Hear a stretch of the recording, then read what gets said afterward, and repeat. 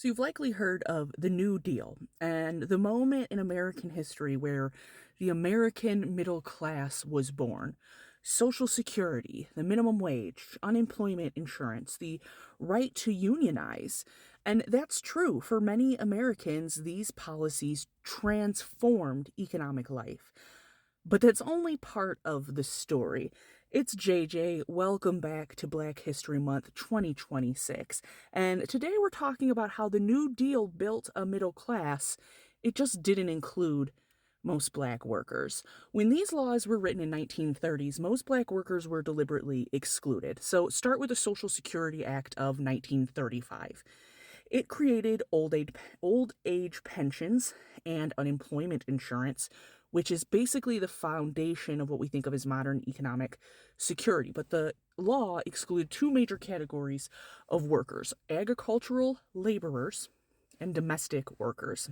Now, in the 1930s, those were roughly the two largest job sectors for Black Americans, especially in the South. Roughly 65% or so of Black workers nationwide, and up to 80 to 90% in the South worked in either agriculture or domestic service at that time. So that meant that the very strong majority of black workers were locked out of the very programs that helped white workers build retirement security and intergenerational wealth after the collapse of the economy. And that's not by accident, right? We know that. So Southern lawmakers held enormous power in Congress at the time, and Franklin Roosevelt, the president at the time, needed their votes in order to pass this New Deal legislation, but the Southern Democrats insisted on maintaining racial labor hierarchies, especially the sharecropping and domestic systems that keep black workers economically dependent. And if you're confused, I need you to remember that at one point for a very long time in American history,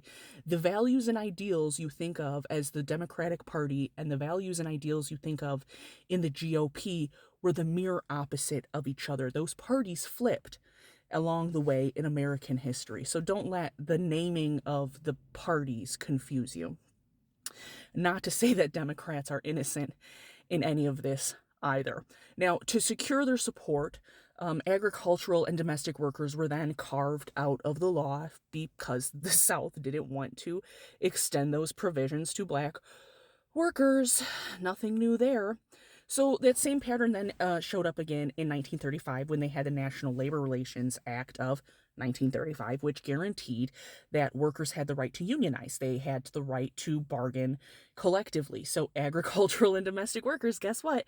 Excluded there too. Now in 1938, we got the Fair Labor Standards Act. Now that's the law that created what you get now in the federal minimum wage, and then also the beginning of what's known as overtime production. So, well, guess what? Guess which categories of workers the Fair Labor Standards Act of 1938 excluded: agricultural and domestic workers. So while industrial workers gained wage protections and union power, millions and millions of black workers remained in sectors that had no federal labor standards and no guaranteed bargaining rights. And it was a selective design. White industrial workers, as part of the New Deal, gained access to union wages, collective bargaining again, contributions to Social Security, unemployment insurance, and the introduction of what was known as a wage floor. Black workers who were in those excluded sectors did not.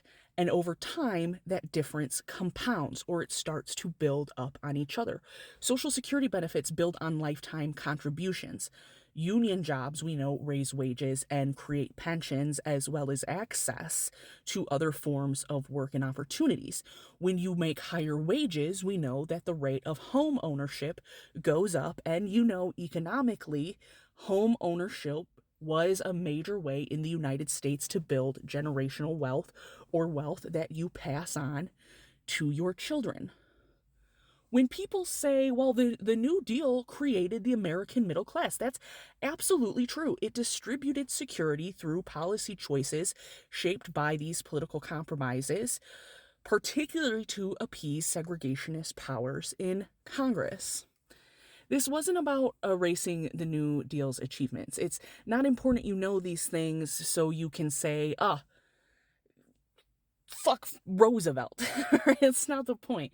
It's about understanding that American prosperity has always been structured and designed to support and uplift white Americans at the detriment to black workers.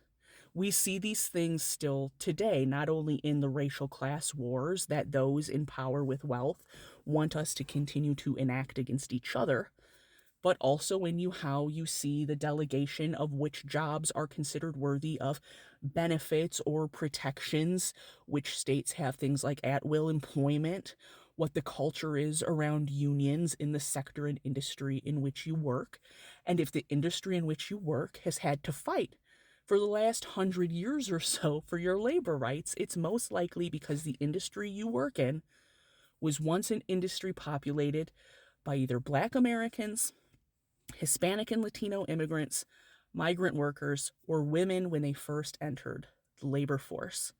None of those people were deemed by our United States government to need protection in the workplace, and all of those people still today are fighting for it.